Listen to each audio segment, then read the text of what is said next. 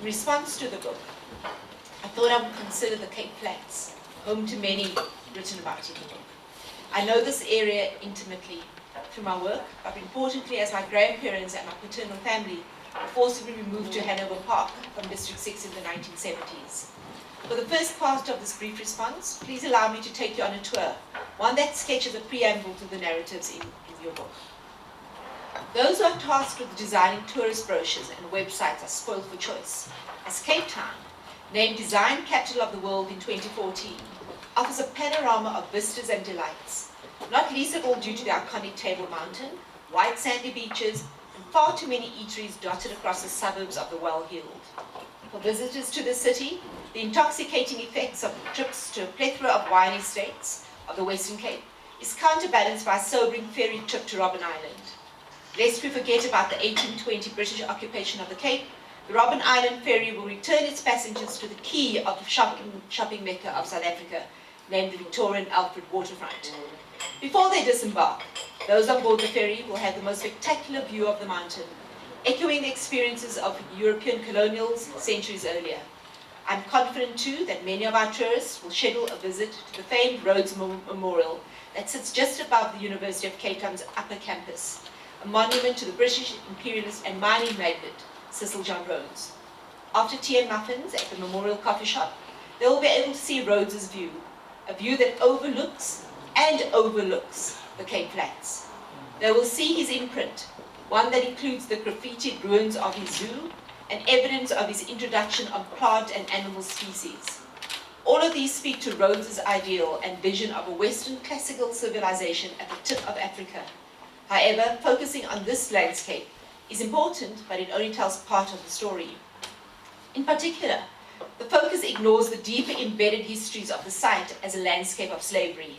In the 1670s, the Dutch East India Company established the farm Rustenburg on the area of what is now the campus of the University of Cape Town. At any given time, between 20 and 30 enslaved persons were housed at this site. It was also a site to which political dissidents from the Dutch East Indies were exiled. For roughly 150 years, when those persons had been unfree in life, died, they were interred in an extensive site now known as the Ruston Burial Ground. This burial ground, however, not only provides a backstory, a signal point and point of departure for the events of student-led protests and the banner of Rhodes Must Fall that began in 2015, and an historical link between racial slavery and later colonial developments.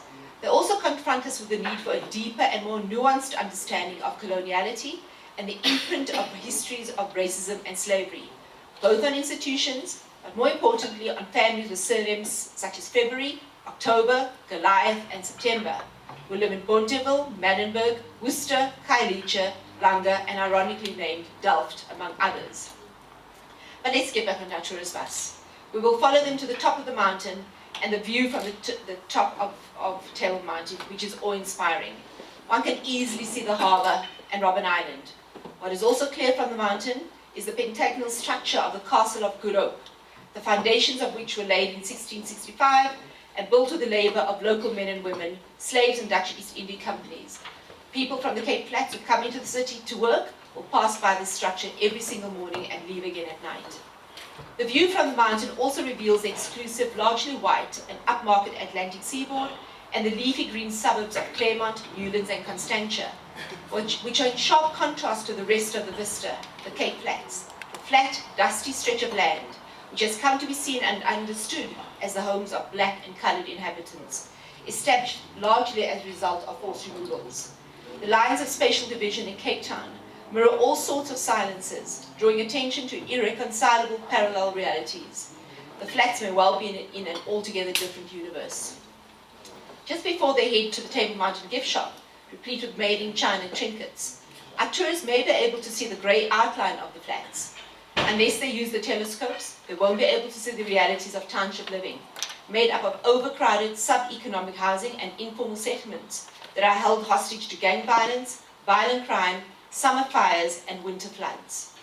It is estimated that in the period 1960 to 1982, close to 10 million people experienced evictions under various race-based relocation policies in apartheid South Africa. In Cape Town, they were dumped in inhospitable and unfamiliar townships, named in cruel irony, such as Ocean View, Atlantis, and Lavender Hill, the irony being that there's no lavender, neither are the ocean views. The precision of forced removals and relocations employed ensured that any notion of a community was obliterated, and the possibility of these communities reforming after their evictions were rendered impossible. These policies created brand new neighborhoods and communities, so utterly fragile in their composition, so as to render the monikers neighborhood and community all but laughable. After the mountain excursion, a tourist will head to the renowned botanical gardens, Kirstenbosch, in an area called Bishop's Court, a suburb that boasts homes that are among the most expensive in this country. The business of colonial design in Cape Town is clearly and powerfully illustrated here by a bitter almond hedge planted by Van Riebeeck in 1660 to protect the Dutch settlement, as well as severing the indigenous population from land traditionally used for grazing. The remnants of this hedge, which continue to flourish, much like the castle, serve as a metaphorical and physical barrier that situate those who are white on one side of the city and those who are other on the other. This design capital of 2014 is a city of obliterations and silences, a graveyard without headstones, the overwhelming majority of its citizens living on the edges. The catastrophic design of colonialism, slavery and racial oppression demands therefore that it is re-seen as an ongoing trauma. The implication of being deemed not human are far-reaching, and while the impact of traumatic memories may be at first difficult to locate, this should not preclude measures that address the past. These reverberations gesture towards understanding historical trauma as being located in the present. It is this book, your book, that highlights the urgency to develop tools to navigate this landscape that is simultaneously both new and old. As part of my work of the last 12 years, I've held countless sessions with people of the flats, always using photographs as the entry point into long and difficult questions around land claims, loss and belonging. I heard from men and women who are usually erudite, who fall silent when asked about what it felt like to be kicked out of their homes and dumped onto the flats. All I saw were hung shoulders and lowered gazes of men in particular, suggesting a haunting of shame and loss, that they were unable to protect their families. It is this haunting that shrouds the flats. The moment of eviction is not bound by temporality. The specific moment of shame, anger, and injury is relived time and time again. These former residents cannot articulate what it is they wish to do when they drive past places like District 6, Harfield Village, Constance and Newlands, in this apparent fruitless exercise, for as many commented, there is no going back. The vast majority of the forcibly removed did not have the means to start in an area of their choice for their racial group. Many were tenants. There were many households that were headed by single women. For most, the only option was a house in one of the poorly constructed townships, such as Bonteheuwel, that began to emerge on the Cape Flats after 1955. They felt the lash of the much amended, repealed, consolidated and reenacted Group Areas Act. Promulgated in 1950, it had been drawn up and implemented by the Cabinet of D.F. Moran, who had steered the National Party to victory in the 1948 whites-only elections on a promise of apartheid. Although all apartheid laws were criticized in many quarters and caused great difficulties for those affected by them, I argue that it was the Group Areas Act that had the most impact on the lives of people who were not white. In most instances, the consequences of the Act were felt for generations of its implementation by those who were forcibly removed from their homes. Elderly people in particular were devastated by the prospect of being forcibly removed, but this was not the biggest problem. What the Act destroyed was the well-established practice of the extended family, which at least one commentator described as the social and economic life raft of the old ghettos. Ties that had been built up were smashed by forced removals. In a new environment of tiny houses, in neighborhoods consisting only of sand and little else, and amid strangers as neighbors, the ties of the past could not be re-established. The lives of the uprooted had changed, and so a myriad of social problems began to take hold, into which both young and old were sucked. While unruly youth were often a problem in places like District 6 and Claremont, it was incomparable with what quickly began to take place in the sub-economic townships of the flats.